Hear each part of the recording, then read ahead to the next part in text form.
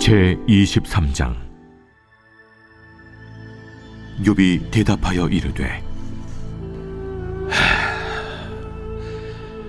오늘도 내게 반항하는 마음과 근심이 있나니 내가 받는 재앙이 탄식보다 무거웁니다. 내가 어찌하면 하나님을 발견하고 그의 처소에 나아가랴. 어찌하면 그 앞에서 내가 호소하며 변론할 말을 내 입에 채우고 내게 대답하시는 말씀을 내가 알며 내게 이루시는 것을 내가 깨달으랴. 그가 큰 권능을 가지시고 나와 더불어 다투시겠느냐? 아니로다. 도리어 내 말을 들으시리라. 거기서는 정직한 자가 그와 변론할 수 있은즉 내가 심판자에게서 영원히 벗어나리라.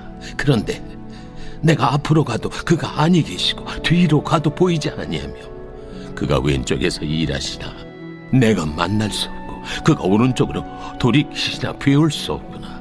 그러나 내가 가는 길을 그가 아시나니 그가 나를 단련하신 후에는 내가 순금같이 되어 나오리라. 내 발이 그의 걸음을 바로 따랐으며 내가 그의 길을 지켜 치우치지 아니하였고 내가 그의 입술의 명령을 어기지 아니하고 청한 음식보다 그의 입의 말씀을 귀히 여겼도다. 그는 뜻이 일정하시니 누가 능히 돌이키랴. 그의 마음에 하고자 하시는 것이면 그것을 행하시나니 그런즉 내게 작정하신 것을 이루실 것이라. 이런 일이 그에게 많이 있느니라. 그러므로 내가 그 앞에서 떨며 지각을 얻어 그를 두려워하리라. 하나님이 나의 마음을 약하게 하시며 전능자가 나를 두렵게 하셨나니 이는 내가 두려워하는 것이 어둠 때문이나 흑암이 내 얼굴을 가렸기 때문이 아니로다.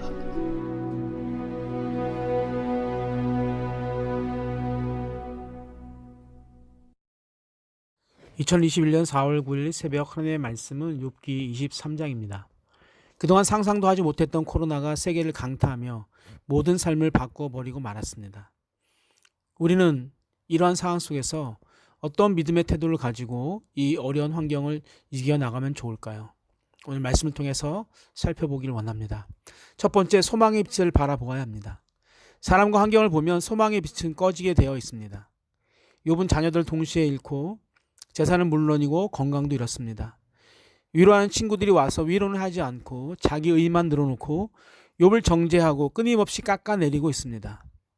지금까지 22장에 이르기까지 엘리바스, 빌닷, 소발 등이 나서서 계속 욥을 정죄하고 판단하고 죄악의 회개를 강요하면서 때로 하지도 않은 일을 했다고 뒤집어 씌우기도 하면서 이제는 욥과의 관계 단절을 선언하기까지 했습니다.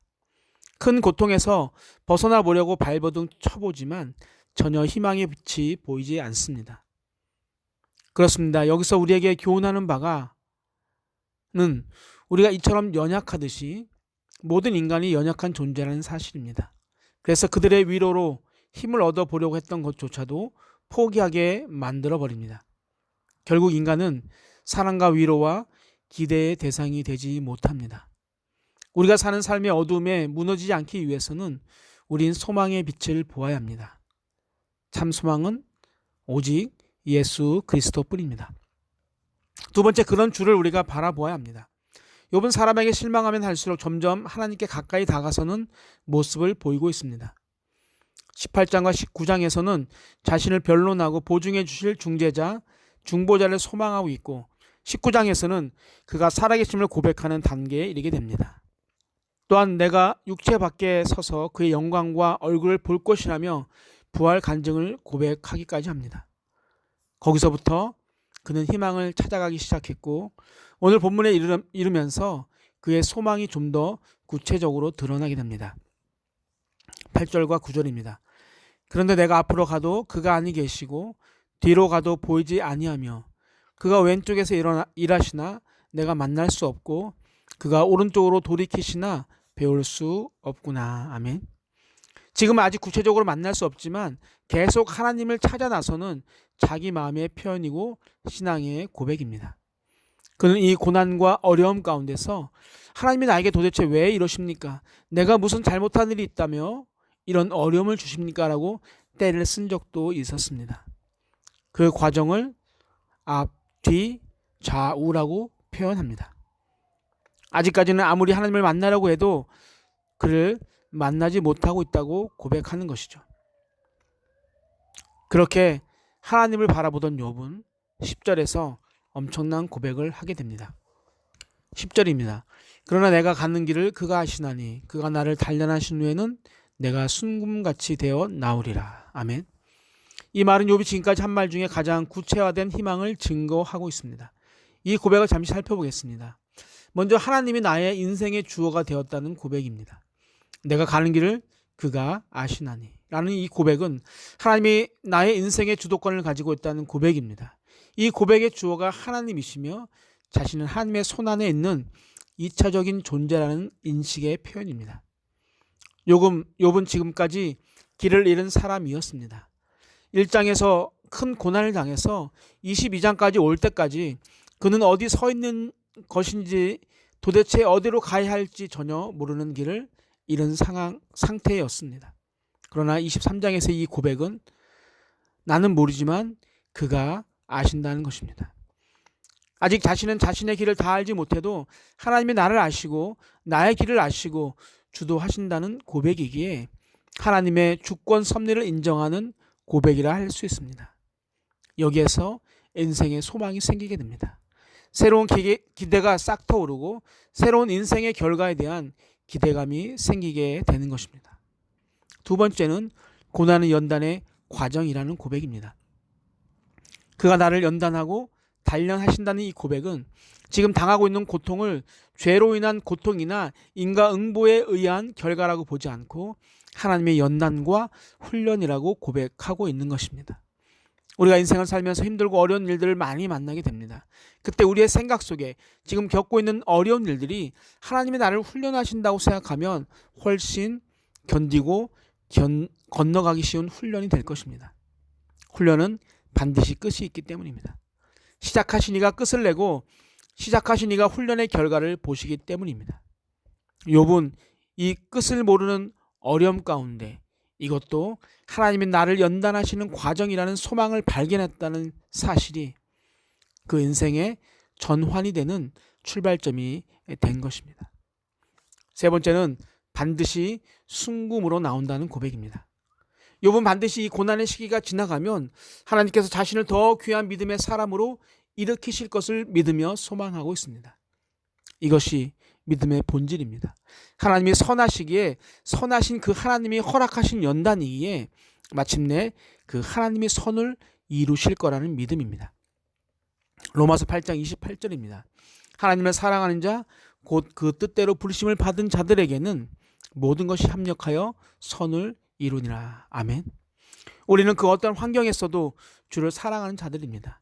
이 모든 연단의 과정을 믿음으로 잘 견디면서 정금과 같은 사람으로 더욱 귀하게 빚어질 것입니다. 욥이 지금은 비록 힘들고 처참한 인생을 살고 있지만 시간이 지나면 정결한 순금이 되어 나올 것이라는 소망을 가진 것처럼 우리도 욥과 같은 소망을 가지고 살아가야 합니다. 이제 욥은 하나님 앞에서 새로운 소망을 가지고 다른 인생을 살 것이 분명합니다. 우리도 욥과 같이 우리 인생의 주도권을 하나님께 넘기기 바랍니다. 하나님이 시작하셨고 하나님이 부르셨고 하나님이 허용하셨고 하나님이 그리스도 안에서 우리를 구속하시고 연단하시고 순금처럼 나오게 하실 것입니다.